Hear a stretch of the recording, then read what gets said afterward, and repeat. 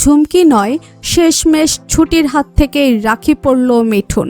দেখে চমকে গেল হিরণময়।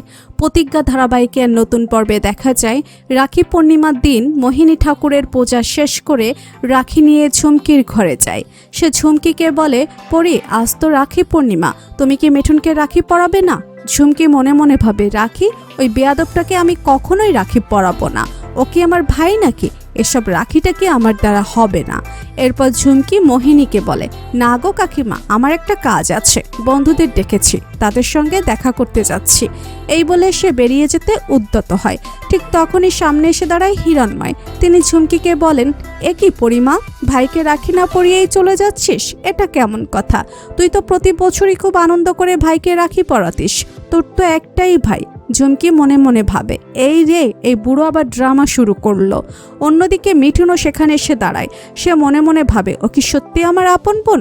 আমাকে রাখি পরাবে? আমাকে তো সবসময় আমার পরি দিদি ভাই রাখি পরাতো, কিন্তু সে তো আর এই বাড়িতে আসবে না। ঠিক তখনই দরজার বেল বেজে ওঠে। মোহিনী দরজা খুলতেই দেখে বাইরে ছুটি দাঁড়িয়ে আছে। তাকে দেখে বাড়ির সবাই চমকে যায়। ঝুমকি রেগে গিয়ে বলে, এ কি ছুটি, তুই আবার কেন এসেছিস এখানে? বেরিয়ে যা। আবার নতুন করে কি ড্রামা করতে এসেছিস? ঠিক সেই সময় মিঠুন মায়ের পুজোর থালা থেকে রাখিটি তুলে নিয়ে ছুটির কাছে যায়। রাখিটি ছুটির হাতে দিয়ে বলে, এই নাও দিদি, আমাকে রাখিটা পরিয়ে দাও। মিঠুনের এই কথা শুনে চমকে যায় হিরণময়, চমকে যায় মোহিনী। অন্যদিকে ছুটিও অবাক হয়ে মিঠুনের দিকে তাকিয়ে থাকে।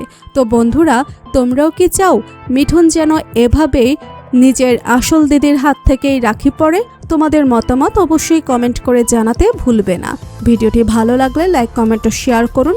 আর আমাদের চ্যানেলে নতুন হয়ে থাকলে অবশ্যই চ্যানেলটিকে সাবস্ক্রাইব করে রাখুন, যাতে নতুন সব আপডেট সবার আগে পৌঁছে যায় আপনাদের কাছে। ধন্যবাদ সবাইকে।